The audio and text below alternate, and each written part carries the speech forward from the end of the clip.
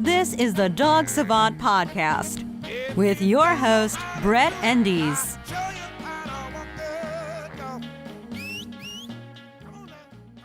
Hey everyone, this is Brett and welcome to the Dog Savant Podcast. This is episode 31. I am your host. I am a dog behavior specialist. I am based in Los Angeles and I train dogs. I train owners. I deal with some severe problem behaviors. I deal with puppy training. And this podcast I created so that I can share some of what I teach my individual clients in the real world to you, anyone who virtually may be wanting to learn more about their dog, resolve their behavior problems. I just want to be able to share this information. I've said in past podcasts it works because they keep having me come back, so I figured I'd share it with you. Take it as you will. Before we move on to today's subject, we'll talk a little bit about the actual podcast, the business at hand. I'm on iTunes. If you're listening to it, please subscribe. Just take a few moments to rate. Leave a good review, share it with your friends. It really helps. It's going to get better views. More people are going to, be able to have more listens, be able to find it on iTunes. And it's going to help more dog owners. We do this for a reason. I'm not getting paid for this, but it's something that I really want to share and I want more people to hear about it. I also have a YouTube channel where there's a video version of this. If you're watching, hello. And that's youtube.com/dogtrainingla. And my website is dogtrainingla.com. You can find more information about me and what I do there as well. Okay, so with that said, I want to talk about today's podcast subject. And I've probably mentioned this before, I'm going at it again for the many time. I lost track already, writing a book. I'm not good at writing. I'm good at talking. I'm good at in real situations by experience and just what I've learned in the past, putting together real-time responses, kind of applied behavioral analysis of what's going on moment to moment in real-life situations with dogs and owners. Organizing it into some kind of system to teach in a book where I can sit down outside of a real-life situation and put it into it. That's what's hard. So I've got someone who's holding me accountable. I have to do 10 minutes a day for now writing, and I've got at least a rough outline for the first draft of what the book may start looking like. And it's really just trying to recreate what I go through step by step with my clients, trying to address as many different types of scenarios because not one dog situation is the same. And I figured maybe I'd share some of that subject matter with you, and it could help me even get some stuff for the book, that I can put in there or even transcribe it here from the show. So helping you is helping me too, because I think if I have already my outline here that I'm looking at, I can get maybe talk a little bit more and elaborate on some of the subjects. Some of them I'm going to breeze by simply because some of them require research. This book, I want to make it really in depth. So stay tuned. This isn't going to be out for, I'd assume, at least 6 months to a year, but I want to have it even an online version of it where there can be video supplements to it.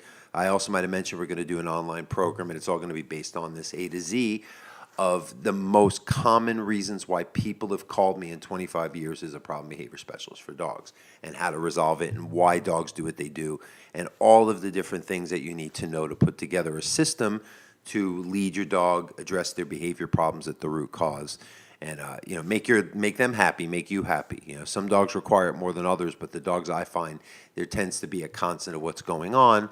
It's not guesswork at this point. It's just a lot of experience, a lot of hours put in, a lot of unrelated people saying the same thing and observing situations that are very similar. All right, so I'm just going to walk you through it like I'd be telling someone I know, because I want to share it with you guys anyway, what we got in the works here. So, the title, we don't have a title, and I just put dog training. History of dogs and humans. That's I want just people to understand how it all started. And there's a lot of theories on this. I want to do some more research before I give facts and figures, but we're going to talk about how they first started interacting with man, the first uses for dogs, how we've had an integral relationship both for working and personal uses, and how we started breeding them for specific working tasks, and even now for specific looks, and I'd say to even suit emotional needs in humans. So we're going to talk about that. So we'll talk. There'll be a lot of details, facts, figures, and whatnot too. I'm a fact guy. Dogs are very black and white, and so am I. We're going to talk about how modern dog ownership. Most dogs are treated better than the majority of humans that live in this world. There's a lot of people don't even have indoor plumbing or basic creature comforts, and these dogs are eating high quality food, living in climate controlled environments, having Tempur-Pedic dog beds, and that's great. I think it's a wonderful thing, but they also have to still feel like dogs and have a dog's life while they're enjoying these creature comforts. So I'll talk a little bit more about that. Dogs at times have lost their sense of purpose in our busy and modern worlds, and that's really because we're using them for emotional needs. They are part of our family. We have a very close connection with them. That's the purpose of why they first entered our lives as humans. But we have to get really more into what some dogs are looking for as their instincts, how they live with us as humans, not even as much as a couple hundred years ago, but things have become easier for us so we don't struggle as much. So dogs, it's now they're just there for convenience. We have extra resources, extra finances, and we can create a comfortable environment for them without having to put in a lot of the work that we used to be more integral in that nature. So we're going to talk about that, and I just end this first chapter basically noting that I should make a point that dogs are happiest when they're being dogs.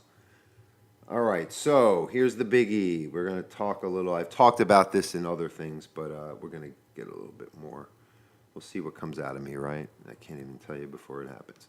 All right, so chapter 2, I want to have it be the many different approaches to dog training. We're going to start with the purely positive because that's very popular. It seems to be what makes most sense to human dog owners who aren't trainers, working dog people, people that, deal with dogs in a more neutral, if you will, business-like way. So we're going to talk it's based on operant conditioning, basically Pavlov's dog, they associate something with something, and then there's a reward, and their brain becomes this pathway to associate a word or a cue or something with an action. A lot of times they do clicker training in this way. I'll talk a little bit about how clicker training started, but operant conditioning, nature works that way. You get a positive or a negative, and the issue with positive reinforcement is they don't address the negative, so it's an imbalanced way to approach dog training. Yet it's become popular because it's emotional. No one wants to hurt their dog. No one wants to have to roll up the newspaper, and that's not what we do if you do rational kind of training. Anyone who follows what I do, watches the videos, watches the Untrainables, you'll know that this is something where you're just connecting with the dog. You're expecting, I did my last podcast, there's a lot of internal growth we expect.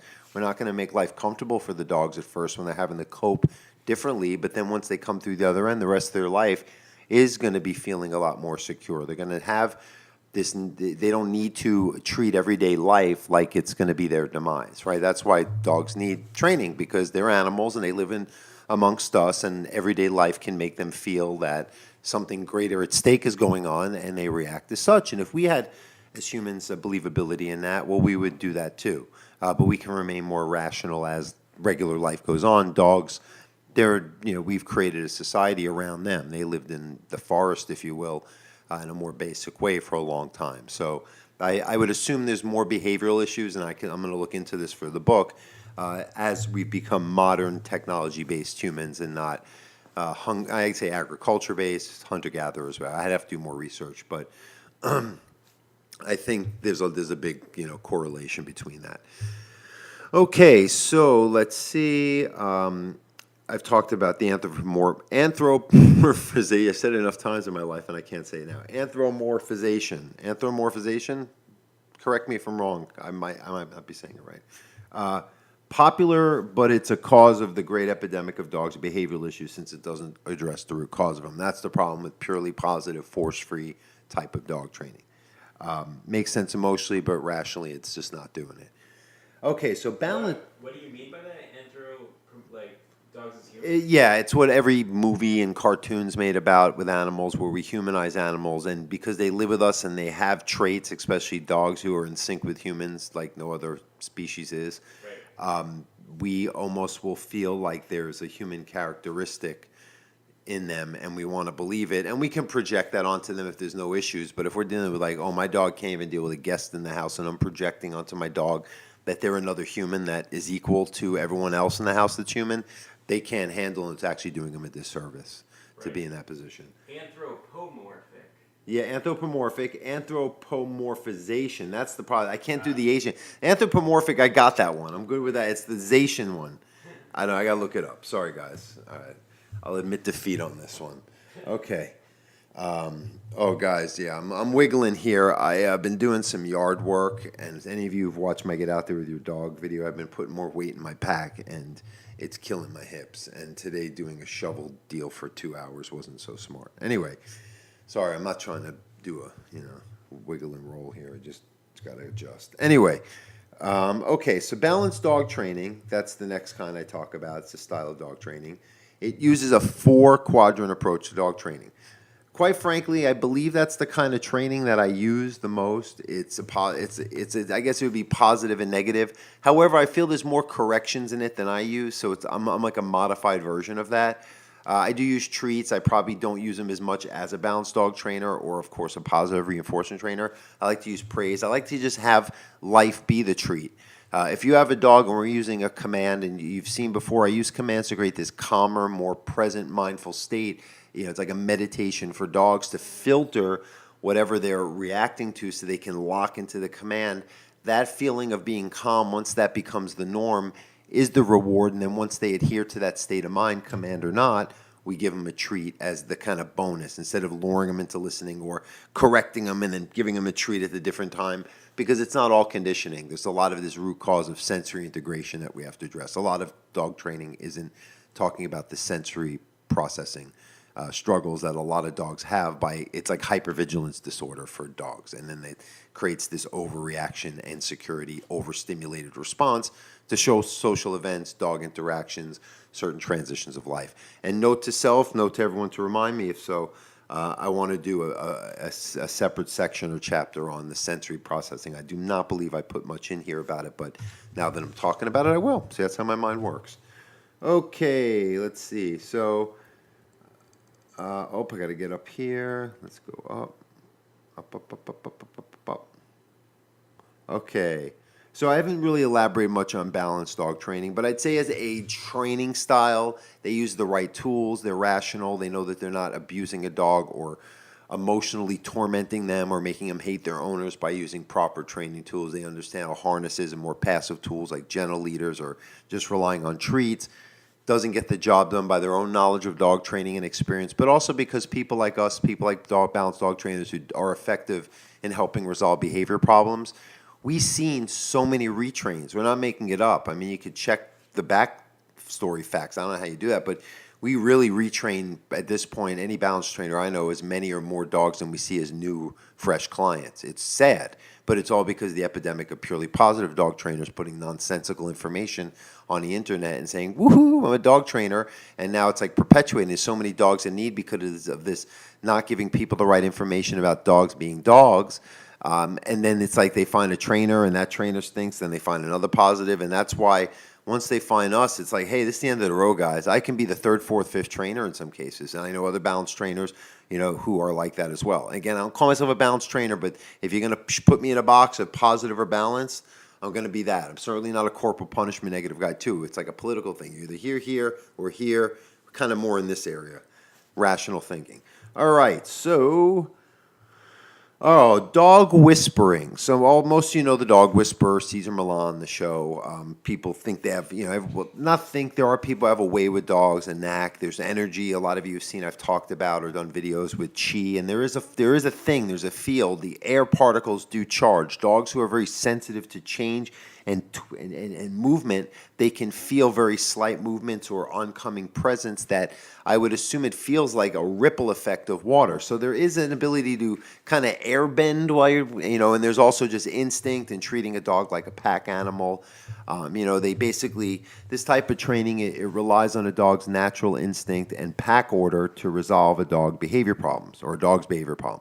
There's truth, like I said, but basic training and obedience have to be utilized as well when addressing severe behavior issues because there's conditioning. You have to know the full spectrum. There's so much going on when it's complicated. When a dog has behavior issues, you have to address every element. You have to make sure they're getting enough exercise. You have to be very, very thorough in what you're doing. So you have that. But I talked about energy and chi as a force. Animals and some humans are in tune with this magnetic field. They can tap into a frequency. I call it like doggy Wi-Fi. They've done studies about this. Even wild animals can sense when natural phenomena like an earthquake, tsunami happens before humans can physically detect it. So there's something that they're sensing, beyond our five senses or theirs as well. And then just I touch on relationship leadership training, which probably goes into the whole dog whispering thing. You create what I call it, and I've heard the term before, a relational script. It's so the owner can be seen in a set of instinctive values in their dog's eyes, their leader, their boss, pack leader, whatever you want to see it as. But I use it as a very pragmatic, working your dog through the day to create this order, just to almost fake it till you make it. And then it carries over to where the problems start kicking in from a dog that's too on the case usually when everyday life goes on. Smart dogs, hypervigilant dogs, can't handle that level of responsibility. Okay, so that's that.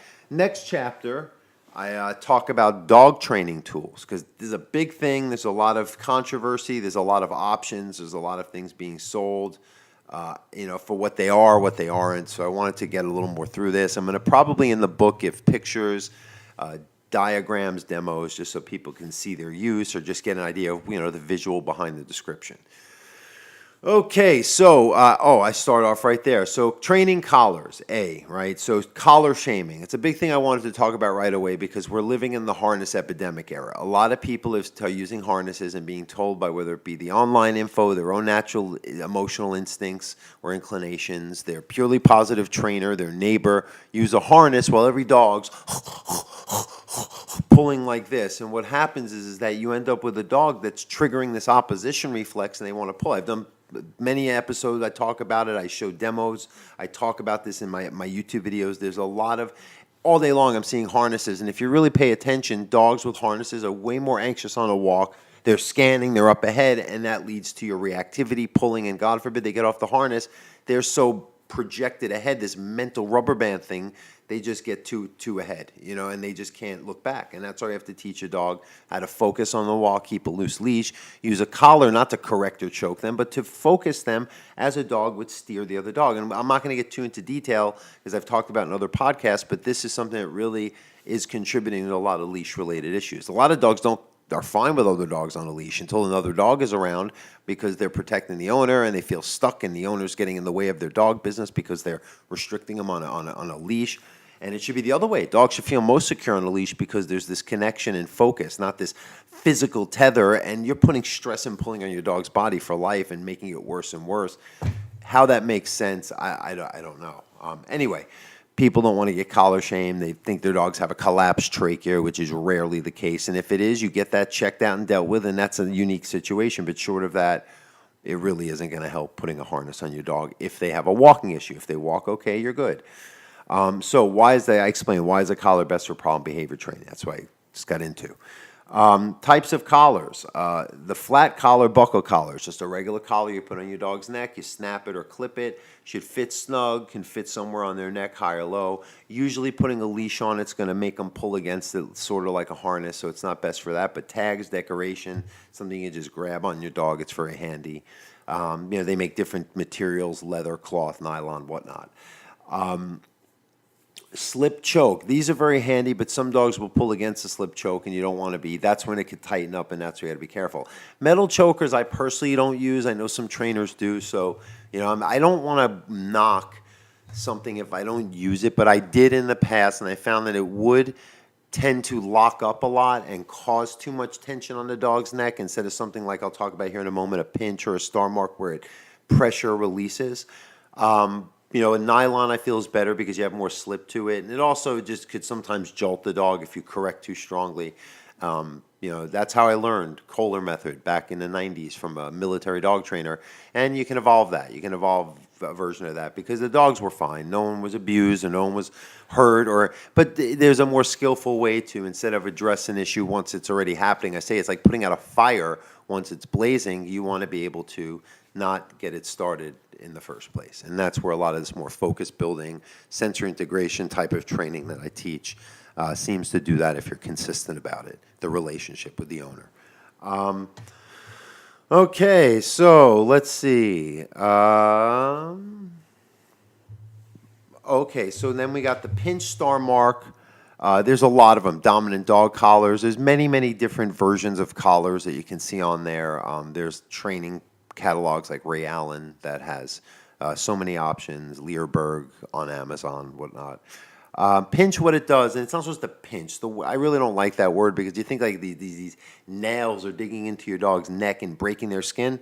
It's meant to be worn high and tight behind the ears and create this pressure to mouth on them. Sometimes you can give it a snap, but it's not going to hurt them. It's just this pressure release, and it just gets their attention. It breaks a fixation, and it really promotes a loose leash walk, so you're minimizing the amount of pressure on the dog overall. I'd rather give a dog a few little tugs with a collar and get them to focus when walking and be done with it than pulling for the rest of their life against their neck and shoulders. That's going to make them stretch out like a turtle.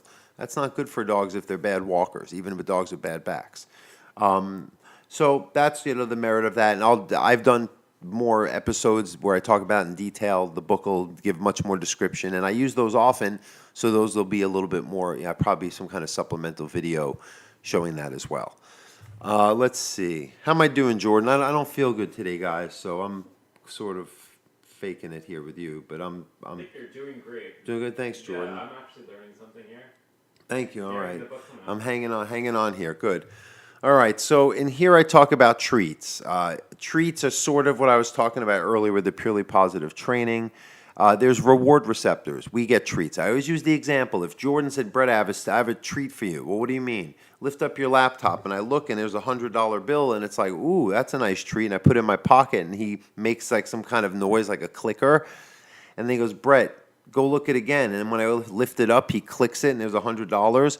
Eventually, I'm going to realize when he hits the clicker, I look underneath the laptop, and I get a reward, a treat. That's how, and it's going to just become unconscious. Don't even know what the hell I'm doing. My body will just move with that sound, and that's how dogs learn through operant conditioning. And in some places, it's high value. When I teach a recall command, that's great. You want them to hear come, and they just unconsciously move to the sound, and you condition a response, and so a high-value treat's good for that sometimes, and you phase them out of it and build it and improve for them to earn more treats, after the fact. But to rely on it only is just kind of getting a dog hooked like a drug addict who hears their dinner bell of their fix, and then they come running to it to get what they need. And it's sort of like you're disconnected because the dogs, I don't say they become selfish, but they're more seeking out what's in it for them than connecting with you and having that, like I said before, integral kind of relationship. So that's conditioning, and I'm going to talk more about. I'll probably give some examples too. I did learn this in school in psych classes, so we can pull out some of those old studies. The pros versus cons. It just plays into a gentler approach to training. So treats of course, seem a lot easier than putting a collar on a dog because it emotionally scares people until they're educated and know actually how to use it properly and know their dogs are fine. I tell my owners, no dog's been hurt in the process, and there's been a lot of dogs I've handled, and some dogs didn't like having to go through the growth process, but physically they were unharmed. It's just how it is. So I'm very confident without any, hesitation saying these tools when properly used are totally fine.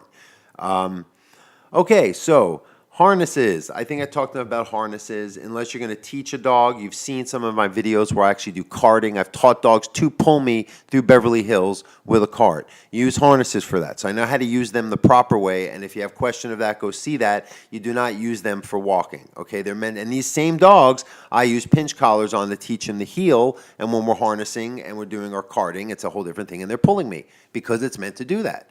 It's just instinct and reflex. You can't fight against it because your emotions say so. It's a weird world we live in right now, and where I've talked about that in previous podcasts about the emotion versus reality, and people want to believe because they don't like the way something looks that it's true. And maybe they're right in some cases, but in dogs I find a lot of people are making grave errors that are only hurting their dogs and stroking their emotions. And I'm the guy who has to tell you the truth. I'm getting paid to do it. It's my job, right?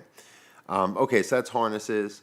Let's see. And, you can use a harness if the dog walks fine and or they have a medical issue that's bona fide, or if they have to be strapped into a car, some kind of physical restraint. You don't want to stop short and pull the dog by their neck, but definitely a harness is used for what it's appropriate for. Okay, so anti-devices like no pulls, halties, etc. They can provide a temporary resolve, but they never address the root cause of why dogs pull and do what they do. And dogs overproject, dogs over-anticipate, get too stimulated, and putting something physically may make them uncomfortable, but the issue's there and you're never going to fix it. It's like putting a Band-Aid on the problem. So I don't recommend them, and those are things that I tend to take away to get some real growth in the dog and rehabilitate them out of their problems. So yeah, it's really marketed as a quick fix gimmick. That's pretty much it. E-collars. Okay, I'm not an e-collar trainer. I'm not an expert, but I've used them off and on for years. I used them back when they were archaic, and I stopped for a while because I wasn't comfortable. The new ones are great. If you use them properly, they're not used to cause pain. They stimulate a dog. They get their attention. And I'm not a dog, but my best understanding of what I'm seeing when using it is the dogs respect something they cannot understand technology-wise or the remote idea. So they respond sometimes when you're having some issues still beyond the leash. I don't rely on it, though. A lot of trainers come, teach you how to use a remote collar, and it's like you just learned how to remote control your dog. I use it as a communication tool after you've done some work, you've set the tone, and you've worked on a couple months of good foundation training for a recall, and you want to get it off leash, and your dog's tricky. And that's why I say it's not for every dog. Some dogs, it can make the problem worse because it's so where'd that come from? It's harder, or there's work that needed to be done before you introduced it to advance the training. But there's a lot of good books on it. I'll talk about that in my book as well, some references. But all in all, they're humane if you've used them. Anyone who cares about dogs and is using them, you might want to hear what they have to say. It's not a medieval torture device like some people are selling it as. And it's really because they're banning it, and I've done episodes in this podcast in the past about the e-collar ban in Europe. It's really limiting some good trainers or owners to help their dogs, and some dogs are going to not be around because of this, and some dogs aren't going to get their off-leash freedom, and these are all happy dogs. All right, so I'm going to talk more about that and details. So I'm going to give some of how to use it in obedience and how to use it for off-leash, and I'll give you some references to even advance, what you understand beyond this book. Okay, so the use of technology. Scat mats, air horns, cameras, little snappy, any way to kind of trick your dog that's beyond something you're using to communicate. It's like, well, you just set it and forget it. They're okay, but they're like anything. If your dog is so hypervigilant, they're jumping on counters and everything in between, that should be addressed before you put scat mats all around, because they're going to figure out ways around it, or they'll only listen and respect the counters when the scat mat's out. You don't want to leave scat mats out for the rest of your life. So address what causes things, as always, and things tend to be easy to resolve. But these little, I call them gimmicks, but these extra things can help. Or with a dog that's smart that only goes in the trash if when you're not looking, it can go beyond it. So they're good. But you don't rely on them as step one. It's just to supplement or complement what you've been doing or what you are doing. Okay, so...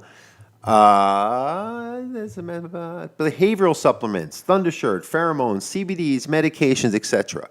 They're okay if used as supplements, but no one thing can resolve severe behavior issues. Everything is marketed as put it on your dog, give it to your dog, and it's all fixed.